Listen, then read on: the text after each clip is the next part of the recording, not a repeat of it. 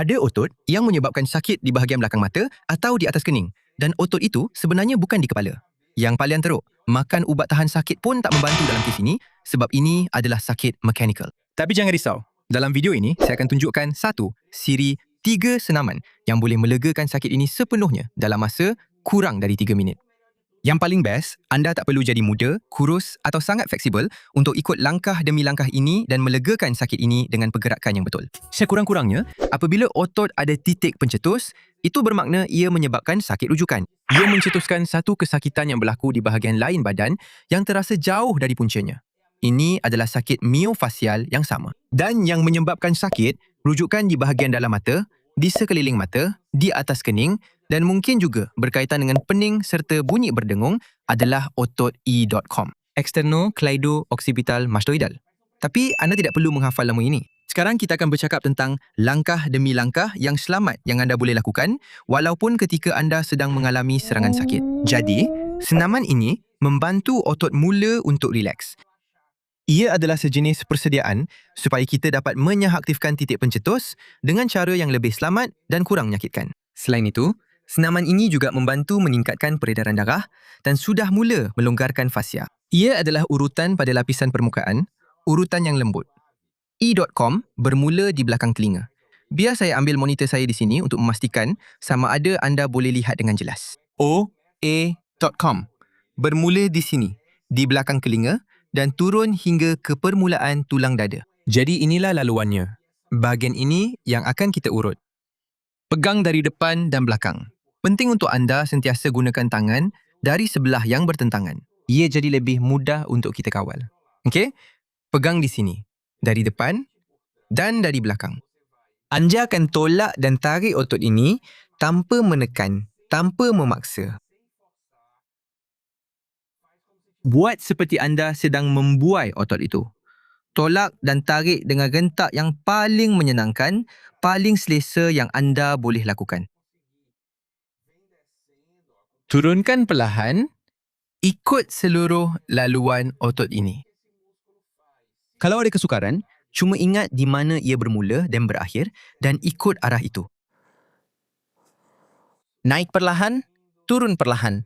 Jangan tergesa-gesa ya. Lakukan ikut rentak yang selesa untuk anda. Anda akan mula rasa otot itu semakin rileks sedikit demi sedikit. Petua, jika anda menghadapi kesukaran, anda boleh lakukan senaman ini sambil berbaring. Lihat, urut perlahan-lahan. Buaikan, naik dan turun sepanjang otot tanpa tergesa-gesa selama 1 minit. Dan petua kedua, jika sakit di kedua-dua belah, anda perlu urut di kedua-dua belah juga. Tak, Kak. Sudah tentu. Senaman ini adalah untuk menyahaktifkan, untuk mematikan titik pencetus. Kita sudah buat persediaan, tapi masih penting untuk anda faham 2 perkara. Yang pertama ialah, kita akan menyahaktifkan titik di setiap sisi. Jadi, kita akan cari titik yang mencetuskan kesakitan yang anda rasa, yang menyebabkan kesakitan yang kita mahu legakan. Jangan buat 2-3 kali. Itu hanya akan membuat otot lebih teriritasi dan menyebabkan anda rasa lebih sakit. Perkara kedua yang kita perlu faham ialah, selepas kita jumpa titik yang betul, kita akan lakukan seluruh senaman ini, seluruh penyahaktifan ini dengan rasa sakit yang minimum. Ada orang yang fikir, kena tekan kuat, kena sakit baru boleh sembuh. Tapi sebenarnya sebaliknya. Otot kita ada refleks perlindungan. Jadi, lagi banyak sakit yang anda sebabkan, lagi otot itu akan berkontraksi cuba melindungi diri. Aduh. Leher saya sakit. Mari kita mula dengan mencari titik pencetus yang kita mahu nyahaktifkan. Biar saya ambil monitor saya semula. Kita akan cari titik ini dengan tenang, tanpa tergesa-gesa, menggunakan teknik yang sama seperti urutan sebelum ini. Anda sudah rasa, sudah tahu laluan otot itu. Jadi, anda cuba, tekan perlahan-lahan sekarang, cari titik yang mencetuskan rasa sakit. Saya rasa begini anda boleh lihat dengan lebih jelas. Yang mencetuskan kesakitan yang anda rasa. Seperti yang saya katakan, pastikan sentiasa ada rasa sakit yang minimum. Saya mahu anda selembut mungkin dalam proses ini. Selepas jumpa titik yang betul, kita tak akan tekan kuat-kuat, ingat? Sakit yang minimum. Kita akan cari posisi kepala di mana otot paling rileks. Biasanya, dengan meletakkan kepala di atas tangan. Condongkan perlahan-lahan. seolah-olah sedang melaras radio. Radio-radio zaman dahulu itu. Sudah 84 tahun yang lalu. Cari posisi di mana otot menjadi paling rileks. Dan di sini, anda akan terus dengan tekanan yang sama. Tekanan ringan, seminimum mungkin rasa sakit. Dalam posisi ini, bernafas dengan santai sekurang-kurangnya 1 minit atau sehingga kesakitan hilang. Simpul itu akan terurai di bawah tangan anda. Mana-mana yang berlaku dahulu. Selepas itu, selepas 1 minit berlalu atau simpul itu terurai, cair di bawah jari anda, kesakitan pun hilang. Anda lepaskan dan perlahan-lahan gerakkan kepala anda kembali.